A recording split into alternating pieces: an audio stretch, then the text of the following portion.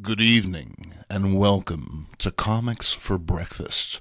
I'm your host, Jason MINK. On tonight's very special episode, we delve deep into the Old Guys Who Like Old Comics archives to unearth some of the ghastliest books ever published. Pop yourself some popcorn, make a nice beverage, and turn down the lights for this special presentation.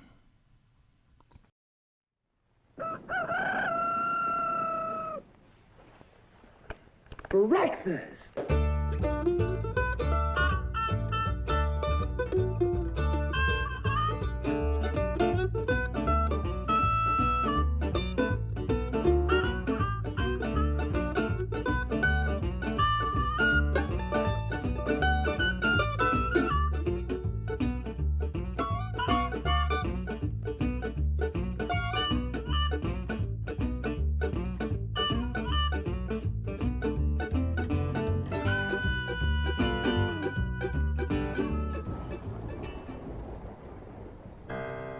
Lurid purple night stains the canvas, bringing hidden things to the fore. Floorboards creak underfoot, uneasy breathing that grows closer with every hammering heartbeat. Shadows crawl across the walls, rising where the moonlight finds them. Eyes of nighted green peer through fog-shrouded lagoons. Heavy leather wings slap cold mist aside, leaving their hot stinking guff behind.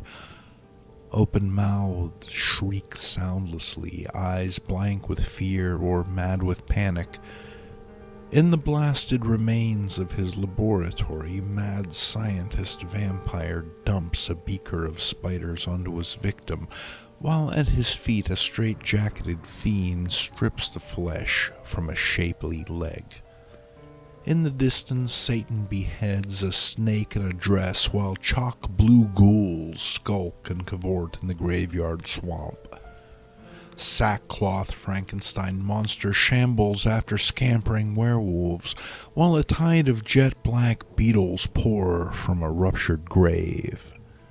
In the distance, witches dance before a vermilion inferno, their sacrifice blistered and writhing on a jagged spit. Sounds frightening? Don't worry. It's just another EERIE Pubs cover.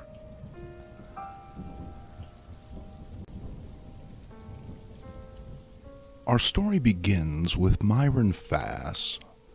A former freelance artist, Fass had illustrated his share of comics throughout the late 1940s and early 50s, turning his energies to the world of publishing after work in the field dried up due to the imposition of the Comics Code.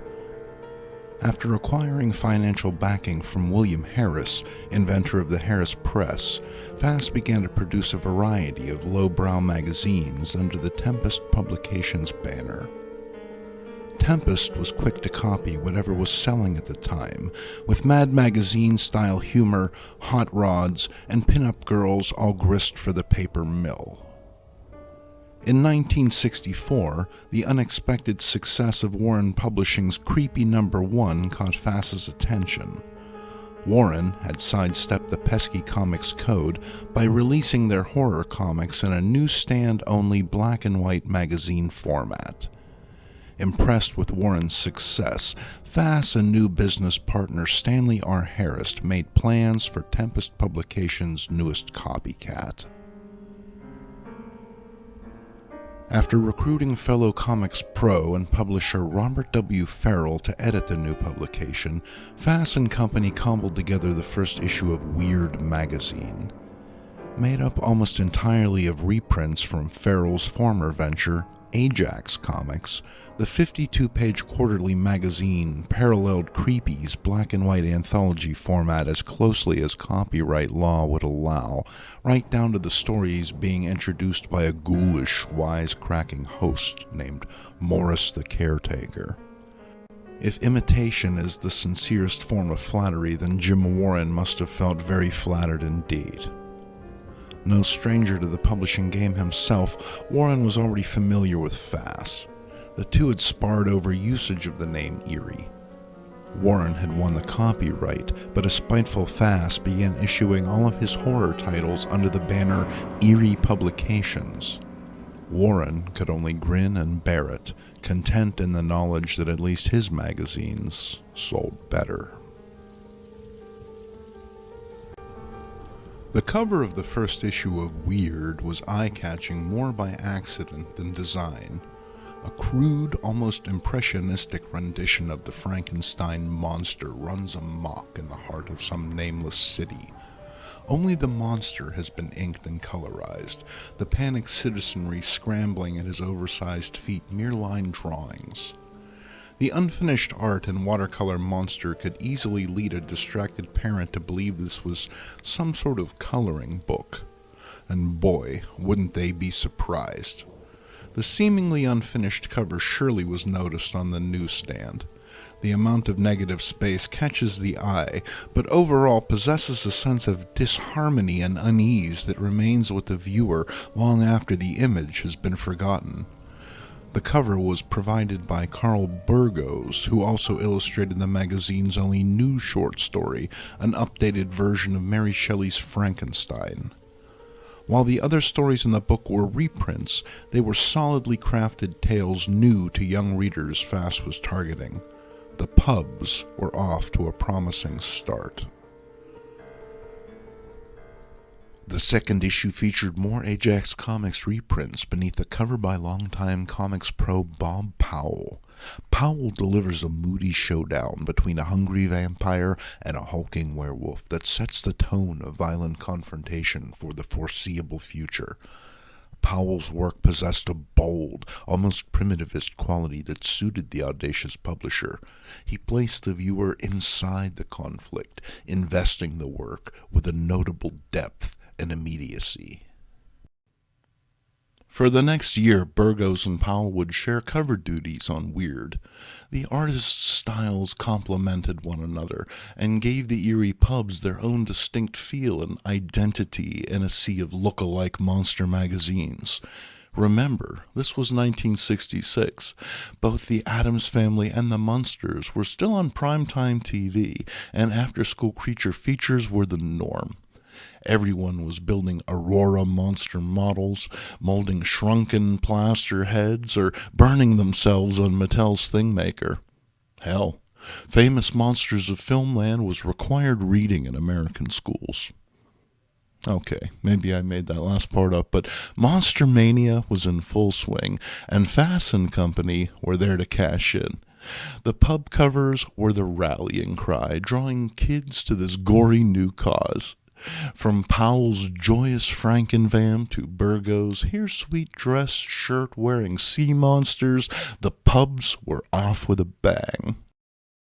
Burgos began editing Weird soon after, taking the reins from the departing Farrell. However, Fass and Burgos continued to reprint Farrell's Ajax Comics material. And why not? At that point, all of the work was public domain. The Ajax stories were supplemented by material from publishers like Ace, Atlas, and Harvey, along with numerous smaller houses. The tales were updated when necessary. If a story was deemed too tame, it was jazzed up in production by removing heads and limbs or splashing some black ink around for blood. Occasionally, a story would be redrawn entirely, but retain the script and dialogue from the original it was copied from. It was a cheap and efficient way of meeting the demands of publishing a 52-page magazine. And let me stress the word cheap. The pubs used the same printing process as your daily newspaper, which meant that even thumbing through an issue could be a messy experience. Then again, cleaning the smudged ink off your fingertips was still easier than cleaning up the gallons of blood being spilled on the covers.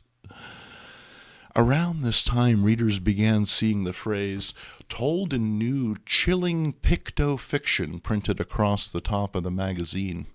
Now, I've read my fair share of these, and how picto-fiction differs from the regular comics, I couldn't tell you. I guess you'd have to ask Myron Fass, and he isn't talking. Well, without a Ouija board, anyway. But even while Fass was alive, he was notoriously odd. The cantankerous businessman is said to have carried a loaded handgun at all times and thought little about using it to intimidate members of his staff. According to Mike Howlett's The Weird World of Eerie Publications, an irate Fass reputedly discharged his gun into business partner Stanley Harris's office, nearly hitting the man. Former employees refuse to talk about Fass to this day, and he's been dead for years. It's almost as if they're afraid of invoking their former tormentor, their whispered words empowering him to somehow return from the restless dead like one of his own characters in the magazines. But we're getting ahead of ourselves. In 1969, Weird was joined on the newsstand by 4 new Eerie publications: Horror Tales, Terror Tales, Tales from the Tomb, and Witches' Tales. And while the names were generic, the covers were anything but.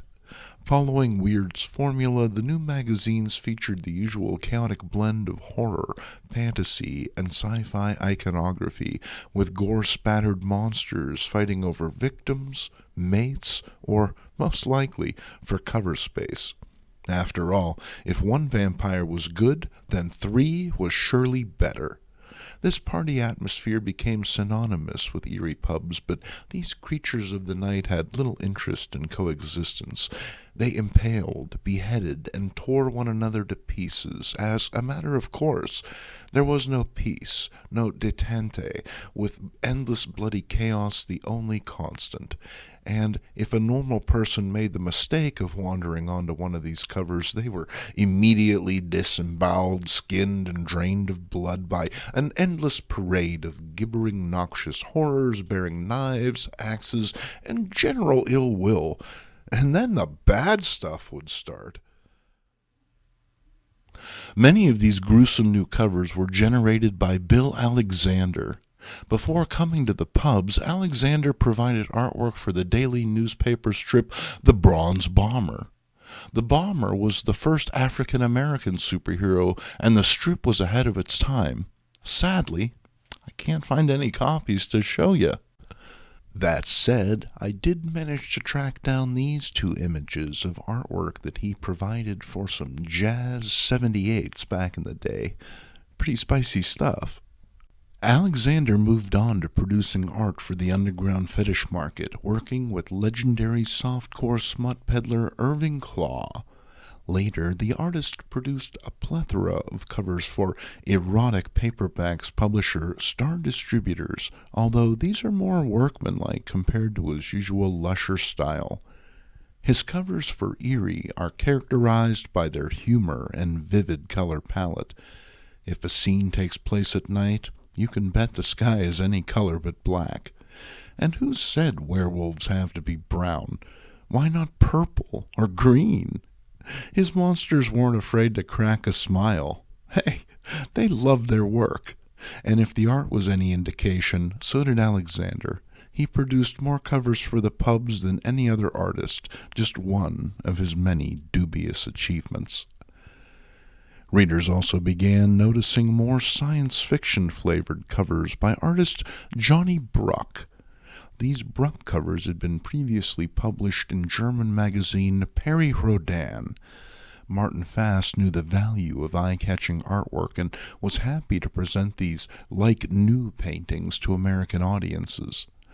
Bruck excelled at aliens, and his renditions of the endless terrors that haunted space were not easily forgotten. There was an uncanny realism to the artist's work, suggestive of someone painting not from imagination, but of life. Argentinian artist Oscar Novell also began producing covers for Eerie during this period. Novell's style combined realism and an edgy, post-psychedelic flair to present some eye-poppingly colorful horror. His covers were bold, almost unearthly hues. Under Novell's brush, horror bloomed, dictated less by reason and more by mood. Novell's women were especially fetching, a fact Fass surely noticed. Skin sold magazines, so if you had any left, you were expected to show it. Novell provided some of the most scantily clad pubs covers yet, and an entire generation of deviants is forever grateful. Things were changing under the covers as well. The pubs saw newly drawn stories by the likes of Larry Warame, Dick Ayers, and Chick Stone. Warame had long worked in the pulps, while Ayers and Stone had made their bones over at Atlas Marvel. The artists brought a breath of fresh air to the musty pubs, as well as some breathing room for overworked editor Burgos. These newly drawn stories further amped up the gore quotient, as well as appearing more modern thanks to the main characters sporting contemporary fashions and hairstyles. The actual scripts remained the same, but in the eyes of publisher Fass, it didn't matter. He expected a rapid turnover in his audience. Besides, if he ripped off some kids for their pocket money, who would care? Hell, I shouldn't have been buying that crap anyway. EERIE Pubs soldiered on through the end of the psychedelic 60s. In 1971, 2 new magazines were added to the lineup.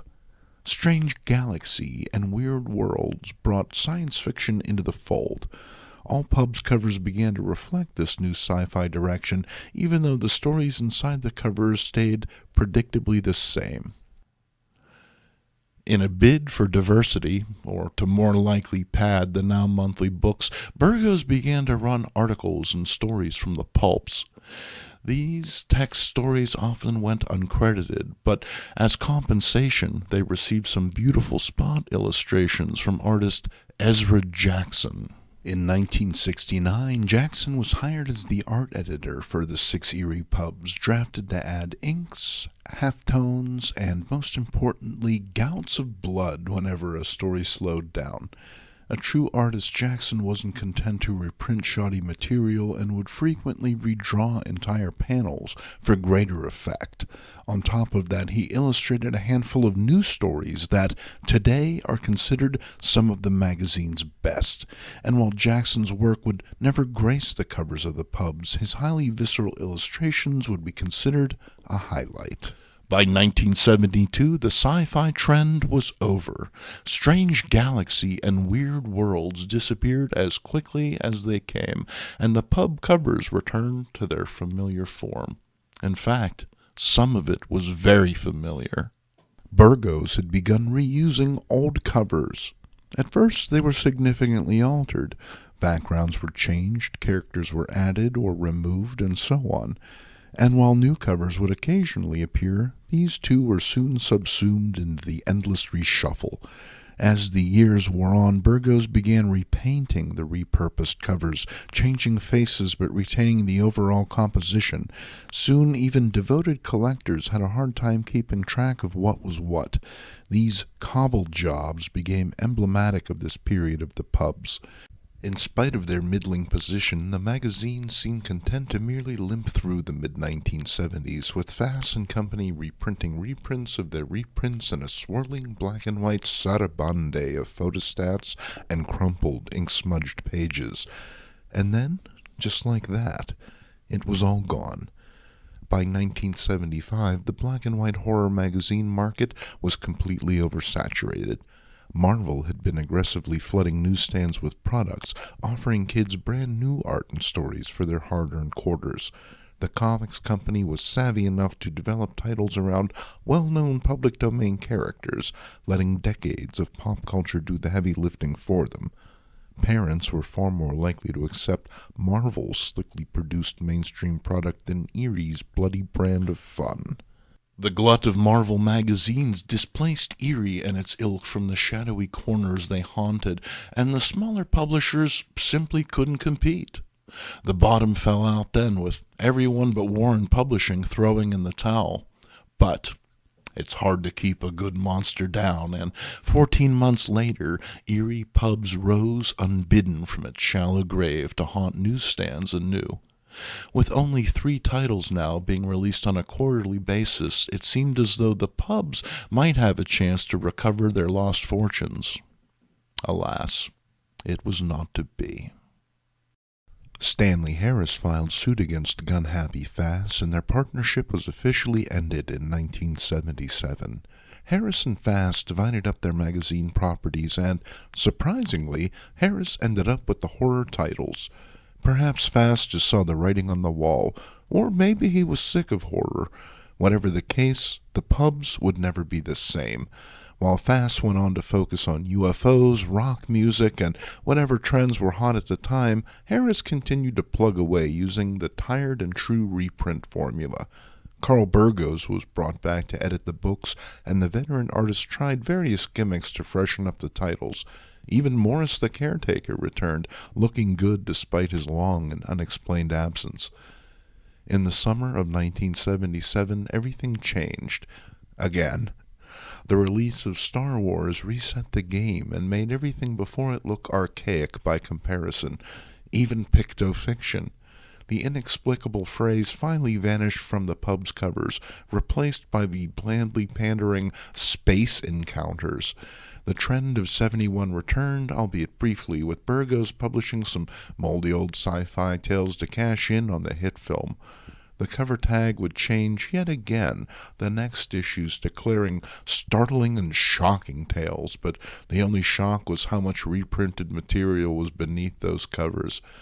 Instead of taking flight under new ownership, the pubs instead crawled into the darkest corners of the newsstand to die. It was a lingering death, a slow and painful process that signified the end of something far greater than itself. EERIE Pubs went away one day, and they never came back. The magazines had been consigned to the cultural trash heap for so long that their disappearance was noticed by few. The rack space they had occupied quickly refilled with other disposable fare. When Warren Publishing closed its doors in 1983, the entire idea of the monster magazine seemed to evaporate from pop consciousness. The world had moved on from the simple, cheap thrills newsprint could provide, and the pubs were consigned to less than curiosities by the Pepsi generation.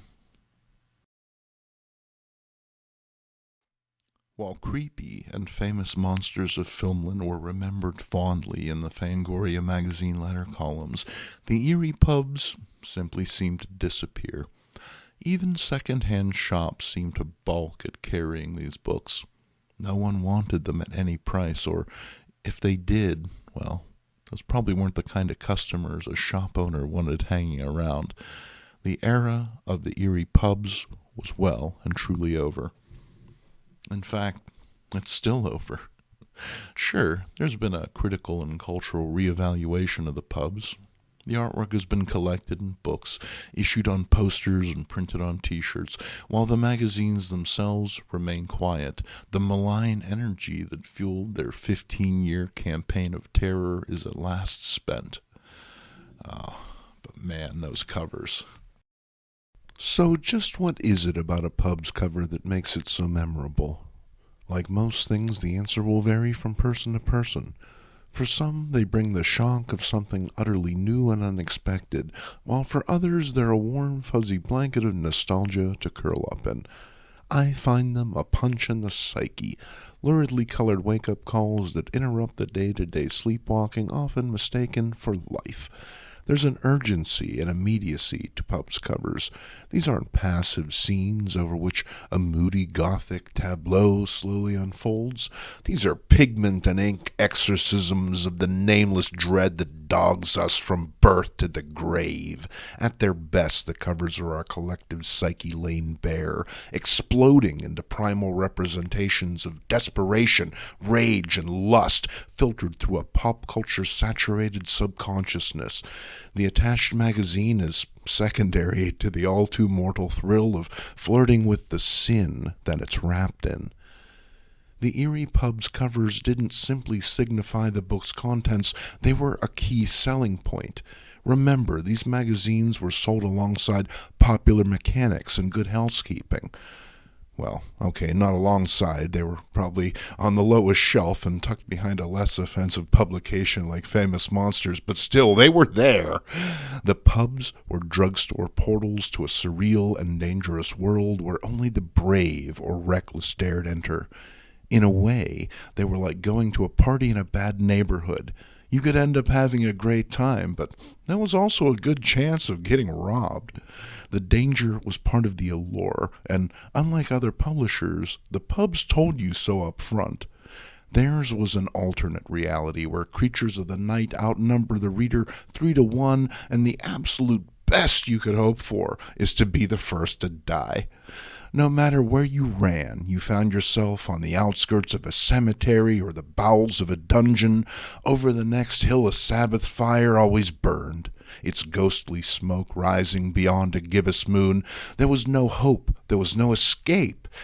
Well, at least until you got to the end of the magazine. In the end, EERIE Pubs produced nearly 300 issues over its 15-year run. Subjective adjectives like shocking, gruesome, and grotesque need not apply. They've all been used before, and probably somewhere in this video to boot. But my hackneyed writing aside, the pubs offered those who dared to look scenes both alien and intimately familiar. Covers that were painted in haste or for profit transcend their base origins, becoming bold and brightly colored threads in the greater tapestry of 20th century horror. They remain prime and vital expressions of the id, brimming with latent power derived from our own fears and desires. Not only did they deserve to be recognized, they demand it and will knock any naysayers to the cold hard ground. Seriously, I'll pit Chick Stone's human corncob cover up against the goriest thing today's mags have, and I'll win every time. They're just that good, folks. But don't take my word for it. If I still haven't convinced you, check out Mike Howlett's book, The Weird World of EERIE Publications, comic gore that warped millions of young minds from Feral House, for insightful commentary, creator biographies, and some truly killer cover scans. Tell him Morris the Caretaker sent you. Yeah, that should blow his mind. I'm your host, Jason Mink. Thank you for joining us on this very special episode of Old Guys Who Like Old Comics. If you liked it, please consider throwing a few bucks in the tip hat. If you didn't like it, well, come back next week. We'll try something new. Thank you for joining us, and I hope to see you next Sunday at breakfast.